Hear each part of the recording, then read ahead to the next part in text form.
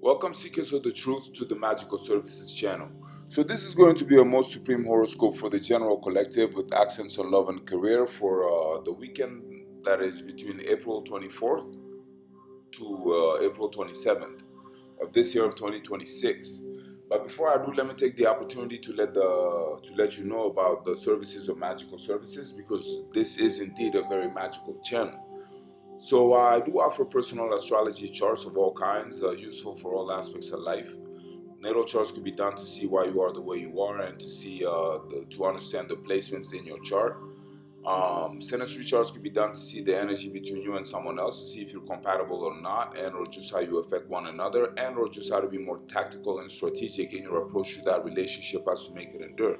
And personally, I feel like synastry readings are better than any love reading that you could ever get from the most expert tarot reader, because tarot readings can sometimes catch emotions and get emotional, and and sometimes just highlight things that are going to go on for a day or a week, whereas the underlying structure is still solid. But yeah, but synastry charts take it down to the very core of the matter, down to the bone structure of the issue, and so you understand the immutable dynamics between you and that person. And then composite readings could be done to see the actual energy of a relationship created between you and someone else, as if you're an entity of its own, once again, so you can be more tactical and strategic in your approach to that relationship. Or suppose you had a very special date or a very special appointment or a very special event in past, present, and in the future, and whether these are events that you set or that someone else set, and you wanted to know how the astral bodies would align for you personally in regards to that event, a chart can be done for that, so you can once again be more tactical and strategic in your approach to that event. Is it a good idea to go? When's the best time to set the event?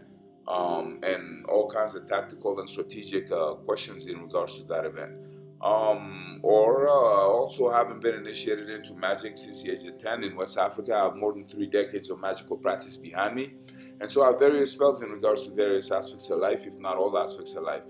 Just ask and we will see if we can make it happen. Should your life need a little magical boost in a certain area. Um, my email is in the about section below, or you can befriend me on my YouTube, or I said YouTube, or you can befriend me on my Facebook channel, which has the same exact name as this one, Magical Services. And then we can share direct messages if that is more your style. Now, with all that said, let us get indeed into this most supreme horoscope for the weekend.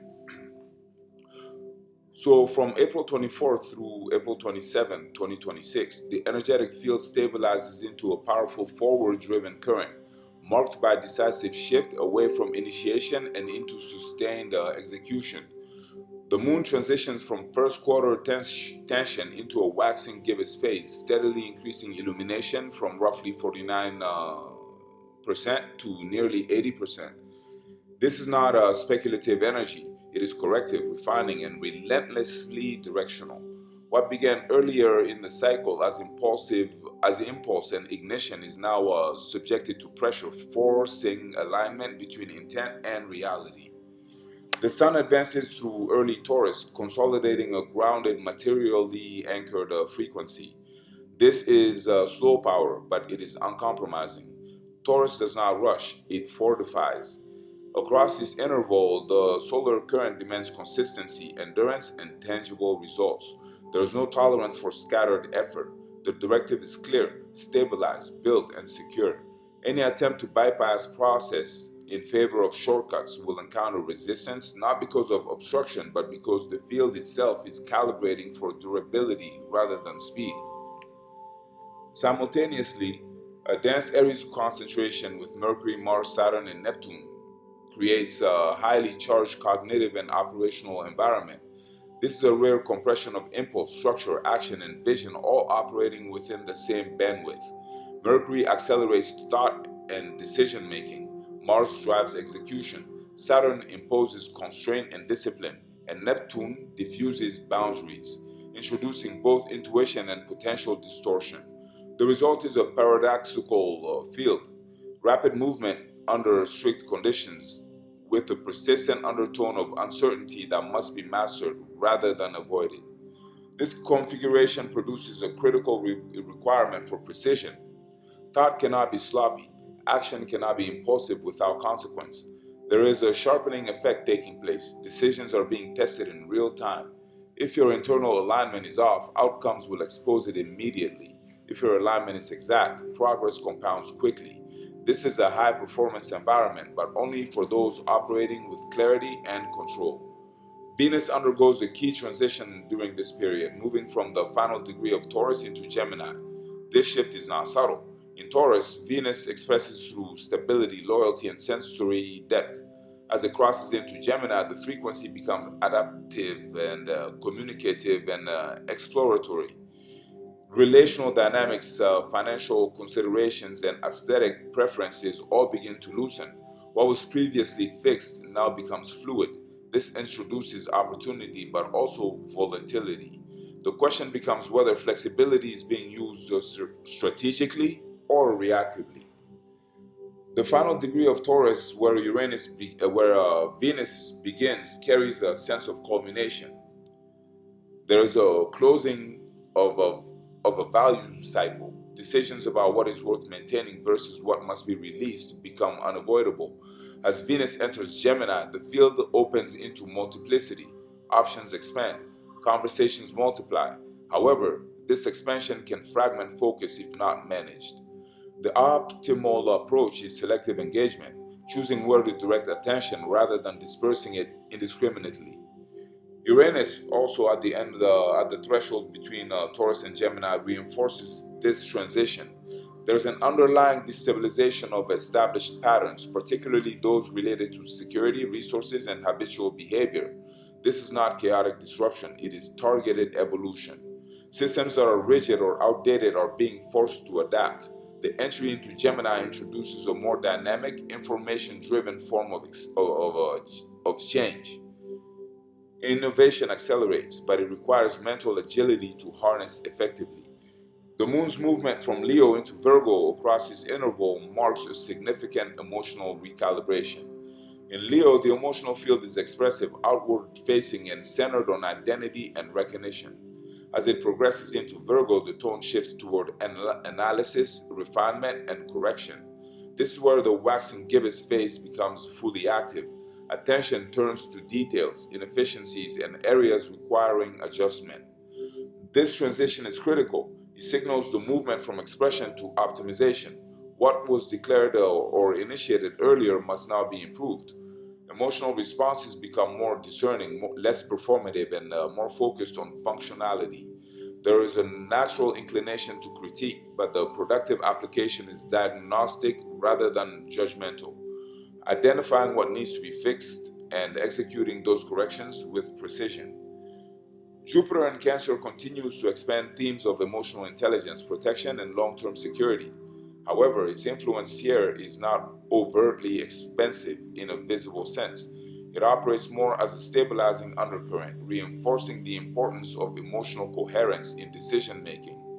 Growth is tied to alignment with authentic needs, not external validation. Saturn's presence in Aries remains a dominant structural force. It is imposing discipline on impulse, forcing accountability in action. This is not a comfortable placement, but it is highly effective. It demands that initiative be backed by strategy. Recklessness is curtailed. Only actions that can withstand pressure are allowed to progress, however you want to say it. Pluto in Aquarius continues its slow, transformative restructuring of collective systems and individual autonomy. Its influence is subtle within this short interval but persistent. There is an ongoing redefinition of power, moving away from centralized control toward a distributed networked forms of influence. On a personal level, this translates to a reassessment of where authority is placed and how it is exercised. Across this entire period, the dominant theme is refinement under pressure. The waxing gibbous phase of the moon does not allow for complacency. It exposes flaws, inefficiencies, and misalignments with increasing clarity. This is not punitive, it is preparatory. The approaching full moon demands coherence, and this interval is where that coherence is engineered. In practical terms, this is a period for tightening execution, clarifying communication, and making targeted adjustments. Broad strategies should already be in place. Now the focus is optimization, improving systems, correcting errors, and ensuring that all moving parts are aligned toward a singular objective. Emotionally, the shift from expressive to analytical energy requires discipline. Reactivity must be replaced with observation. Instead of responding immediately, there is value in assessing, diagnosing, and then acting with precision. This enhances effectiveness and reduces unnecessary friction.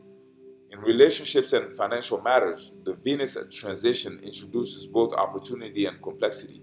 Engagement increases, but so does variability. The advantage lies in adaptability without losing core values. Flexibility should not become inconsistency. Overall, this is a high functioning interval. It rewards competence, clarity, and disciplined action. It penalizes distraction, impulsivity, and lack of follow through. The energy is not here to initiate new directions, it is here to perfect the ones already in motion. Execution quality determines outcome. So that's what I have for you today, collective. I hope you enjoyed it. I surely made it for you to enjoy. And if you did, please like this video or comment this video or share this video or subscribe to our channel. That way you'll get first dibs on future uploads. And of course, that would help me grow this supreme channel of ours if you wanted to help me do that. And also check out the other videos. I always got fresh material on here for y'all, made with supreme standards, all sign ones, sign specific ones, longs and shorts, divination ones, and astrology horoscope ones, and whatever else you want to see. So do let me know about it. And until then, thank you so much for your time. Thank you for being here. And until the next time, blessings.